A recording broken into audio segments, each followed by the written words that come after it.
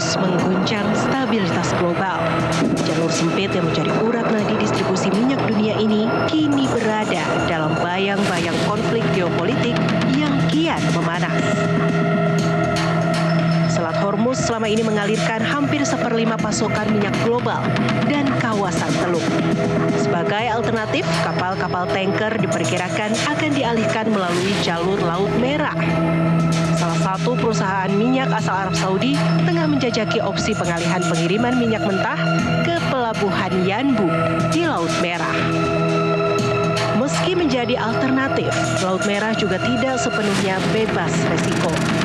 Kelompok militan Houthi di Yaman yang didukung Iran sebelumnya mengancam akan kembali melancarkan serangan terhadap kapal-kapal yang melintas di jalur tersebut.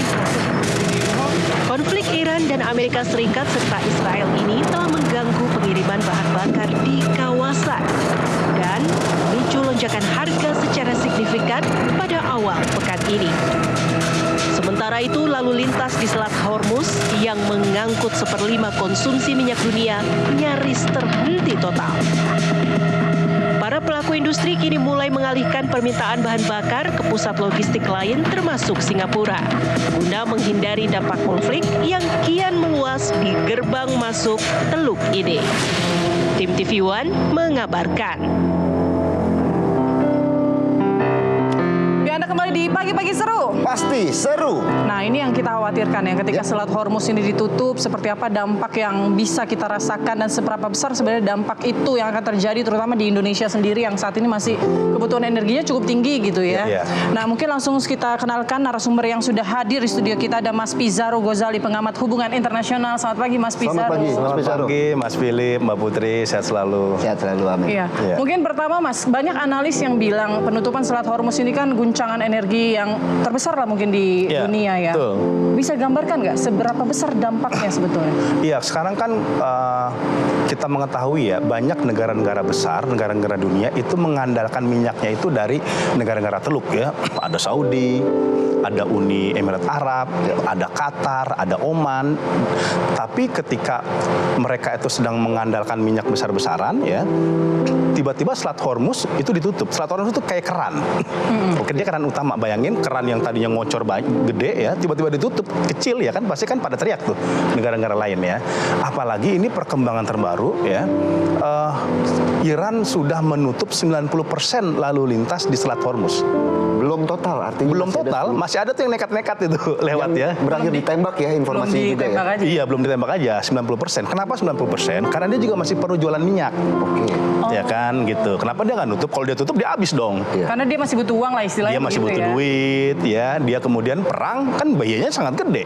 Bagaimana mungkin ketika dia perang ongkos ekonominya itu sumber pendapatannya ditutup. Apalagi jangan lupa Iran itu negara yang secara ekonomi struggling dia. Oke. Ya, inflasi itu hampir 50% kan di sana gitu. Maka dia tetap membuka keran 10%, tapi untuk siapa? Untuk mitra pembeli utamanya, yaitu Cina.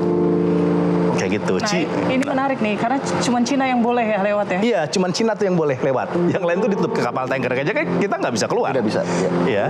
Dan juga kapal dari orang-orang Korea, kapal Tokyo, kapal Prancis tertahan semua sekarang di Iran. Nah, cuman Cina yang dapat keistimewaan. Kenapa? Karena dia pembeli utama. Ya bukan utama lagi, utama ya? banget ya. 90%. Ya? 90% minyaknya Iran itu dibeli sama Cina gitu. Kenapa cuman Cina? Cuman Cina yang berani. Karena kan kalau negara lain disanksi.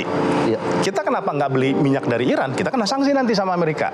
Ya, negara-negara Eropa juga nggak takut kan beli dari Iran. Padahal Iran tuh bahasanya tuh udah promo banget. Udah super promo tuh dijual udah sangat murah ya. Dan Cina yang memang menjadi lawan hegemoni Amerika yang ngebeli minyaknya itu dari Iran ya 90%. Karena ya, Cina kan juga growing nih industrinya ya kan.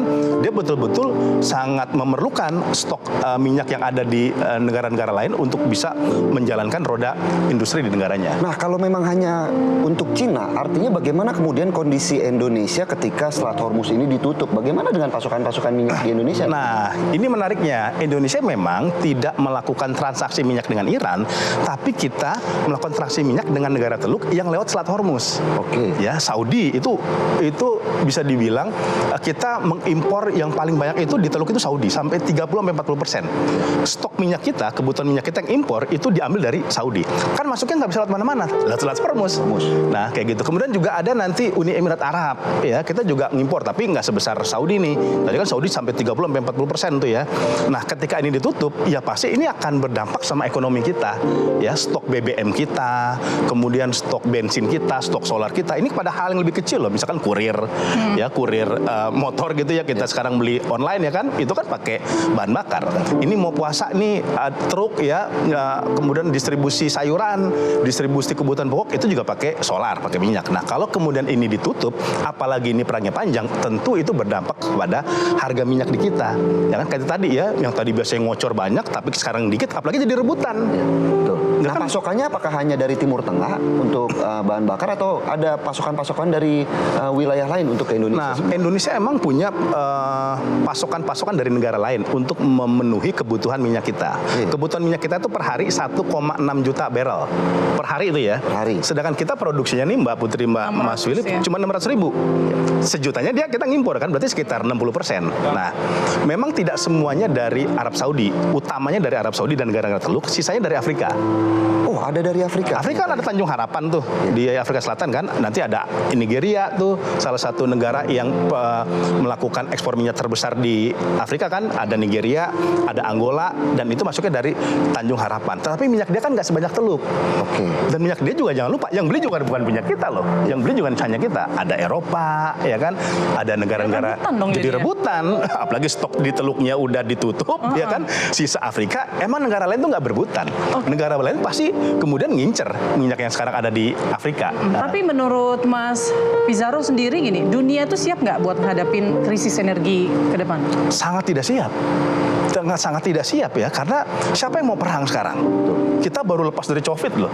Baru lepas dari COVID, ekonomi juga belum tumbuh. Di Eropa juga di Amerika terjadi fenomena homeless. Ya, di Eropa juga terjadi inflasi ya, segitu. Nggak ada yang mau siap dalam hal ini semua. Apalagi ini kalau perangnya panjang. Benar. Perangnya tinggal hitungan hari, 24 jam, 3 hari. Trump udah bilang, gue siap perang sampai 4 pekan. Iran juga bilang, udah nggak ada lagi diplomasi sama Amerika, kita siap tempur habis-habisan. Kalau kita lihat gaya dua kelompok ini yang nggak mau ketemu bareng nih, artinya kan nggak ada solusi win-win solution di sini, dan kemungkinan perang itu akan berumur panjang. Ada yang mengatakan bisa sampai 3 pekan, 4 pekan, bahkan sampai bulanan. Target dari Trump sendiri ya, yang artinya yang awalnya menargetkan 4-5 hari, toh ternyata dia merevisi menjadi 4-5 minggu. begitu. Iya, 4-5 minggu. Belum kayak tentu gitu. juga itu selesai, artinya Belum kan tentu begitu. juga, lebih bisa lebih. Tapi kan gini, ini kan masalahnya Donald Trump ini nggak mikirin negara-negara berkembang, negara-negara kayak kita nih. Kalau dia emang siap perang panjang, karena anggaran militer dia per tahun aja nih 1,5 triliun US dollar.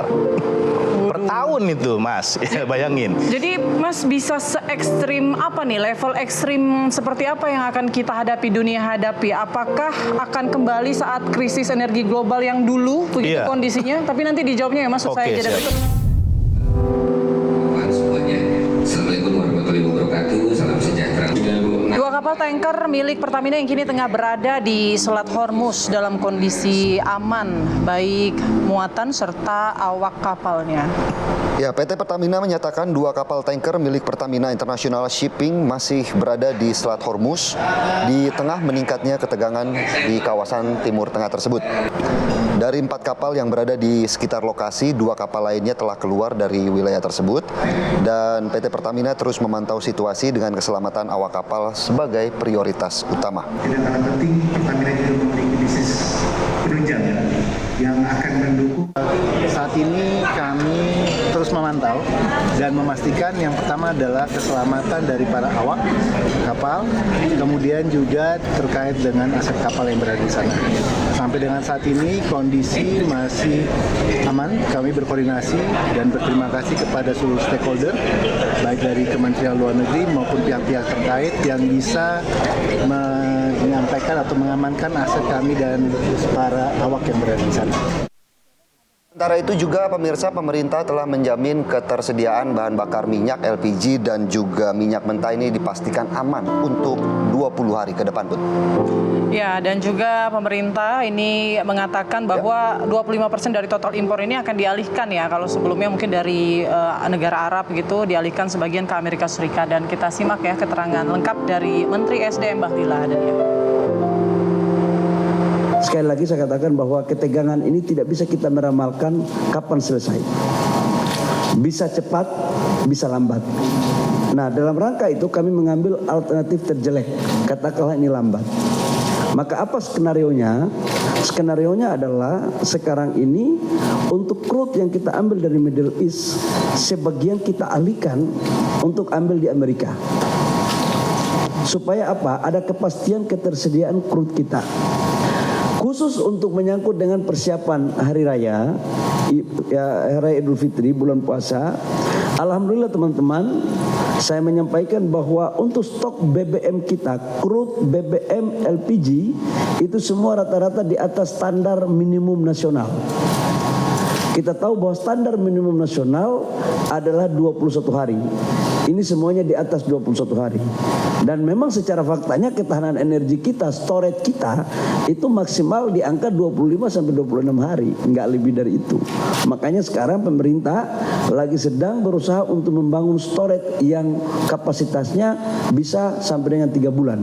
Karena itu standar internasional. Jangan di kawasan Timur Tengah juga memicu kekhawatiran di dalam negeri nih, Put. Salah satunya bagaimana para pekerja serikat buruh juga meminta agar pemerintah bisa menjaga inflasi agar tidak terlalu tinggi yang bisa saja menyebabkan pemutusan hubungan kerja. Konfederasi Serikat Pekerja seluruh Indonesia menggelar diskusi menghadapi kemungkinan terburuk dari perang yang terjadi di kawasan Timur Tengah. Penutupan Selat Hormuz membuat rantai dari distribusi ini terganggu yang akan menyebabkan kenaikan harga serta inflasi dunia. Nah, krisis perekonomian global dikhawatirkan akan berdampak besar yang berujung dengan terjadinya PHK atau pemutusan hubungan kerja terhadap para buruh. Dengan potensi perang yang berkepanjangan, pemerintah diharapkan bisa mengatasi dengan berbagai cara agar roda ekonomi tetap terjaga dan tidak terjadi PHK. LNG dia sekaligus menutup dengan ini jadi kekhawatiran kita bersama ya. Betul. Tidak hanya dari buruh tapi juga kenaikan harga, dampak kenaikan harga pesawat, tiket pesawat dan lain sebagainya. Tapi Mas Pizarro begini, se-ekstrim apa nih kondisinya, dampaknya? Apakah sama nanti bisa kembali seperti saat krisis energi global dulu? Iya, ini kita bisa melihat dari seberapa panjang ya perang ini akan terjadi. Apakah ini akan berlarut-larut ya, atau kemudian pihak-pihak yang bertikai itu bisa menemukan kesepakatan di antara mereka, atau ada muncul satu mediator yang dipercaya oleh kedua belah pihak untuk menangani hal ini semua. Karena kalau ini berlanjut ya betul kita bisa mengalami krisis energi seperti zaman dulu, ya krisis yang sangat besar seperti kita terjadi seperti sangat dulu. Apalagi ini terjadi di Teluk loh, ya di Selat Hormuz yang sudah ditutup, di mana kita sangat rely on terhadap kebutuhan minyak, gas juga kan dari Qatar kita ngambil gasnya. Jadi ini bisa sangat besar mengulangi skenario krisis-krisis yang sebelumnya yang terjadi ya. Dan ini pasti akan yang paling kena dampaknya itu yang saya lihat ya, itu kepada masyarakat di bawah sebenarnya. Kalangan menengah ke bawah. Iya, kalangan menengah ke bawah. Karena apa? Mereka secara umum kan saving money-nya tuh pas-pasan ya.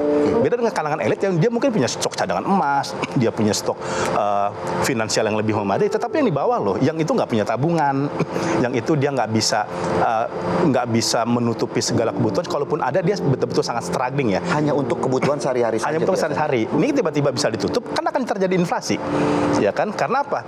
Karena berarti ongkos solar kita lebih mahal, ongkos BBM kita lebih mahal. Truk yang akan nanti misalkan menjemput kebutuhan pokok kan pasti akan tinggi juga tuh. Akan mengalami kenaikan. Akan mengalami kenaikan, dan itu berdampak bukan hanya kepada harga minyak, ya kepada harga barangnya. Ya, karena dia kan mengeluarkan kos lebih banyak untuk kemudian melakukan distribusi logistik yang ada di Indonesia ya. Apalagi sekarang kita mau Lebaran pula. Itu dia. Ya, kita lagi Ramadan loh, di mana konsumsi domestik kita pasti lebih tinggi dari hal-hal yang sebelumnya. Orang jarang berpikir puasa itu kita malah lebih banyak keluar duit loh. Iya, betul. Ya, ketimbang hari-hari biasa. Tiba-tiba tiba-tiba ini terjadi di bulan suci Ramadan. Nah, makanya ini pemerintah memang perlu melakukan mitigasi ini semua ya, apalagi tadi Pak Bahlil mengatakan stoknya sekitar 20 hari ya. Itu perlu dipastikan apakah itu stok yang darurat. Apa memang kita masih punya stok yang lebih panjang? Nah, melihatnya dari mana tuh kategori ketersediaan stoknya ini bisa dari mana? Artinya kan Selat Hormuz sudah ditutup. Iya. Apakah nantinya akan ada peralihan Indonesia mungkin akan memesan dari Amerika ataupun dari Afrika seperti apa?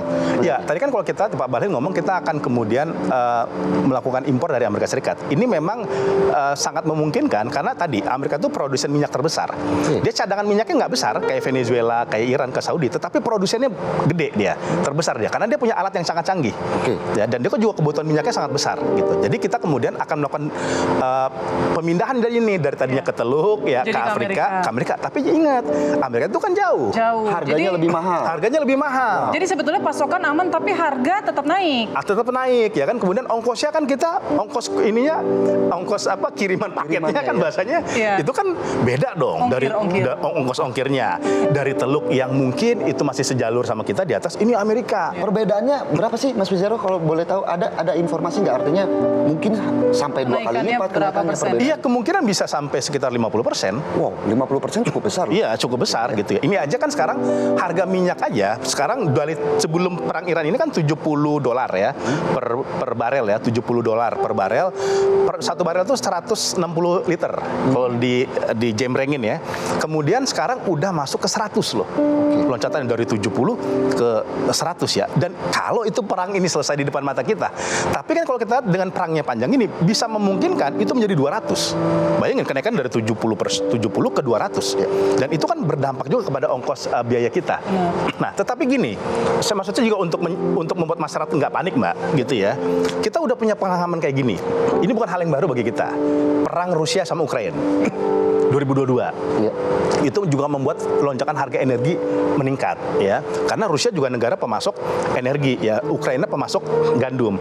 Tapi at least kita bisa ngelewatin ya. Kita bisa melewatin. Perangnya masih sampai sekarang meskipun terseok-seok ya. Meskipun terseok-seok ya. Makanya pemerintah perlu melakukan persiapan-persiapan yang sangat kuat. Tadi misalkan tidak lagi bersandar ke Teluk, tergantung nego kita nih gimana nih. Ya, sama Afrika ya, sama Amerika kita udah perjanjian dagang. Seharusnya kan kita juga mendapat harga promo misalkan ya dengan kita ngambil dari Amerika. Karena gini juga, ini kan negara-negara ini yang sekarang pengekspor minyak non Teluk, pasti kan juga orang itu kayak semut, kayak gula gitu ya. Tiba-tiba diamprokin semuanya gitu. Pasti kan dia bergaining juga. Gue tingkatin aja nih harganya kan. Karena kan kebutuhannya langka, pasti harganya itu demand-nya akan semakin banyak. Nah, ini tergantung bagaimana diplomasi kita nih di Afrika, di Amerika Serikat ya, maupun di negara-negara lainnya ataupun juga ke Iran.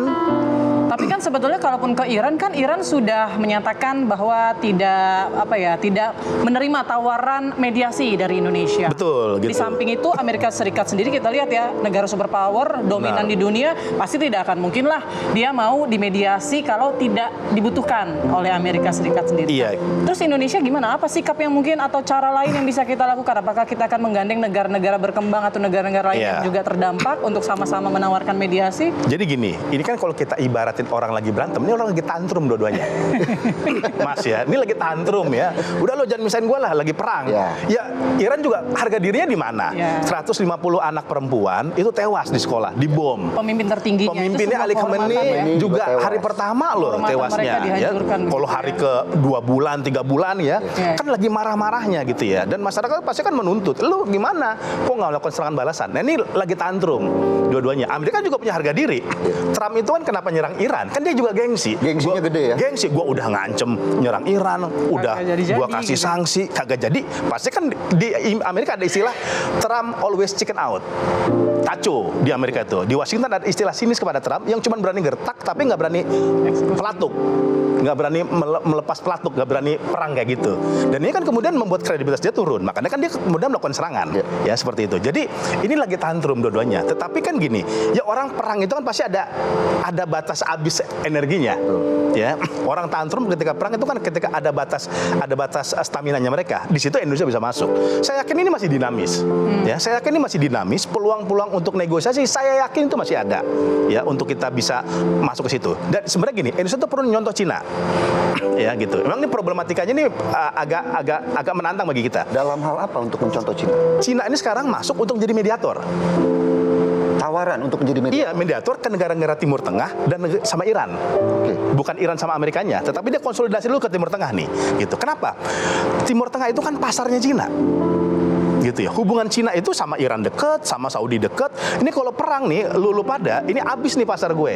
Dan yang rugi juga lu juga. Kan mereka kan melakukan kerjasama dengan Cina. Maka tuh Cina masuk sekarang untuk melakukan konsolidasi ya. Istilahnya, oke lah, Iran udah fokus perang sama Israel aja. Jangan kemudian nyerang negara-negara Timur Tengah. Kan sekarang perangnya tuh udah berganti nih, Mbak Putih, Mas Willy. Udah masuk ke Qatar, fasilitas energi Qatar, kilang minyak Aramco, Dubai Airport ya, Arab Saudi. Ya kan gitu, artinya malah bergeser nih perangnya nih, tadinya sama Amerika sama Iran bergeser ke Timur Tengah. Ini kalau Timur Tengah imannya lepas aja di bulan suci Ramadan ini diserang balik, Mas. Perang gede udah. Kan masih nahan-nahan ini. Qatar, Saudi masih nahan-nahan, dan dia kan dilema juga itu negara-negara itu.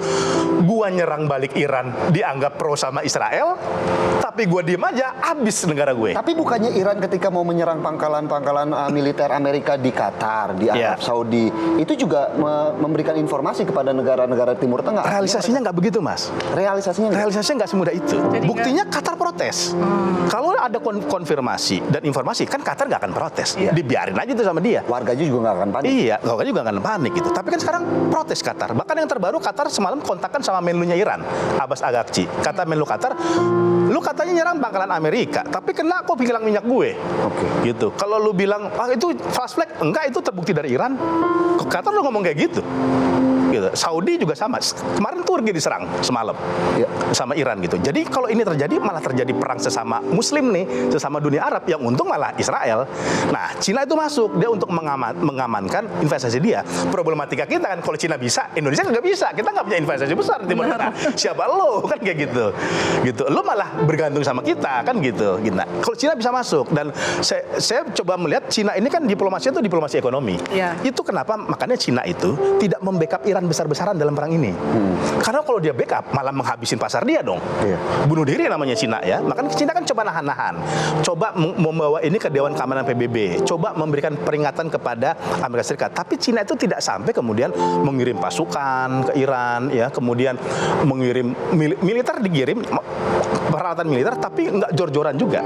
Karena kalau ini terjadi malah ngebakar api kan di situ. Ya, malah nyiram bensin di situ. Dan yang rugi itu Cina. Makanya saya ngeliat kenapa Cina itu nggak masuk. Ini faktornya. Ya, ini faktornya. Ini karena akan menyiram bensin, yang bensin itu akan membakar rumah dia sendiri. Dan menariknya nih ya, orang bilang, wah Cina, Iran itu sekutunya Cina. Orang salah paham. Padahal investasi Cina terbesar di Timur Tengah itu justru di Saudi dan Uni Emirat Arab. Di negara Teluk malah ya. Di negara Teluk. Secara ekonomi, secara faksi ideologis blok memang ke Iran. Tetapi ya Cina ini kan mikirnya itu kan cuan, ekonomi. Dia investasi terbesarnya itu justru di Saudi dan Uni Emirat Arab yang sekarang diserang sama Iran. Sekutunya Cina ya. Kenapa itu terjadi? Cina ingat loh, 2023 dia bikin untuk pertama kalinya dalam sejarah KTT Arab Cina. 2023, di mana kemudian semua negara-negara Timur Tengah itu dikonsolidasikan di bawah ekonominya Cina gitu. Jadi Cina ini rising. Ini yang kemudian saya juga ngelihat, Trump kan, wah Cina ini udah mulai muncul nih, ya negara-negara Arab yang tadi temen gue udah mulai selingkuh nih sama Cina. Makanya kan serangan ke Iran itu salah satu cara untuk membuat Iran itu putus kontak dengan Cina, sama kayak Venezuela. Kayak gitu. Nah, selain Cina mungkin negara-negara lain yang mungkin tidak terdampak atau justru malah diuntungkan dengan ditutupnya Selat Hormuz. Betul. Konflik yang terjadi di Timur Tengah ini. Ini justru Amerika yang sekarang mengambil keuntungan dengan tutupnya Selat Hormuz. Dolar kan naik. Ya kan? Dolar kan naik, ya. Emas itu naik, ya. Karena orang sekarang takut semua dengan mata rupiah kita melemah. Orang sekarang beli dolar kan, saving dolar semua. Dan juga salah satunya nih yang menarik ya. Siapa yang diuntungkan? Itu Rusia. Yang diam-diam aja. Diam-diam aja kan Rusia itu. Padahal kan temannya Iran. Loh, keuntungannya dari mana berarti? Jadi gini, kita lihat ya, kalau perang ini berlanjut, perang ini membesar, kebutuhan terhadap energi itu juga pasti akan besar. Dan pemasok energi utama sekarang di dunia itu Rusia. Rusia. Rusia. Minyak itu juga Rusia. Ya. Gitu. Justru ini dia malah untung. Ya, ketika harga minyak naik, ya, berbagai kebutuhan pokok naik, harga energi naik, produsennya salah satunya adalah Rusia. Justru untung. Makanya saya lihat Rusia itu kayaknya anteng-anteng aja. Gitu. Dia menikmati loh sebenarnya loh. Ya. Mas, tadi menarik nih soal emas di tengah ketegangan geopolitik saat ini ya. Harga emas ini malah melambung tinggi. Melambung, nah, iya. itu apa? Fenomena investor global yang mulai panik dan akhirnya nyari Benar. aset aman ke emas atau seperti apa? Ini kan sebenarnya kan terjadi kekhawatiran global yang sangat kuat banget sekarang itu. Ya, karena inflasi di Eropa, di Amerika itu kan juga lagi mencuat ya gitu. Maka salah satu exit strategi mereka ngambil emas. Karena emas kan tidak terdampak. Seperti mata uang lokal. Ya, emas itu dia kan batangan, ya kan, beda dengan duit kertas dan lain sebagainya, itu lebih punya dampaknya. Maka sekarang kemudian orang itu saving ekonominya dengan beli emas yang sangat banyak. Makanya nggak aneh kan sekarang kalau kita ke pasar-pasar nih, Mas Philip, Mbak Putri ya, naik kan sekarang harga emas itu sekarang Menembus di 3,5 ya kalau iya, nggak salah. walaupun sebenarnya stabil itu kan 2,5 ya, tetapi sekarang udah 3 jutaan loh. Betul. Apalagi ini mau lebaran. Ya, kemudian kita mau persiapan beli baju baru atau Nggak kemudian bisa pamer emas lagi dong di perhiasan lebaran ya, Mas ya? Di masyarakat Indonesia. Resiko Put, dicolong kalau pamer emas nanti kalau udah harga emas lagi tinggi ya. Di sebagian masyarakat Indonesia itu kan masih melihat lebaran itu bukan sekedar baju baru, tapi tampilan baru. Ya, betul. Ya, perhiasan baru, emas kanan kiri. Makanya Ya saya kan? juga abis ini mau ke Jawa Tengah, banyak emas di sana. Jogja aja mas-mas Jawa gitu kan. Ya intinya adalah kenaikan harga emas ini juga jadi indikator bahwa banyak yang khawatir perang ini akan terjadi tidak untuk jangka pendek ya, tapi untuk jangka panjang begitu. Jadi banyak juga yang panik, investor global panik, ngamanin aset-aset yang lebih aman lah, yaitu emas. Tapi juga kita berharap ya inflasi juga jangan sampai terlalu tinggi. Iya. Semoga Tidak ada bukan kenaikan-kenaikan jalan ya. yang begitu signifikan ya. Artinya Iya. juga tidak menimbulkan kepanikan di kalangan masyarakat Indonesia begitu. Dan paling penting tadi pesannya Mas Pizarro ya, Indonesia kan udah pernah dulu ya di tahun 2022 di saat Rusia Ukraina bergejolak, kita udah terbiasa menghadapi situasi krisis energi. COVID juga kan kita COVID ya, juga. walaupun ada struggling ekonomi tetap kita masih bisa bertahan Benar, lah. ya kita harapkan juga kita bisalah kuat melewati ini ya. Terima kasih Kokoh. banyak. Semoga kokoh. Itu mah kayaknya Philip yang kokoh gitu kan. Terima kasih Mas Pizarro untuk Sama-sama. waktunya pagi.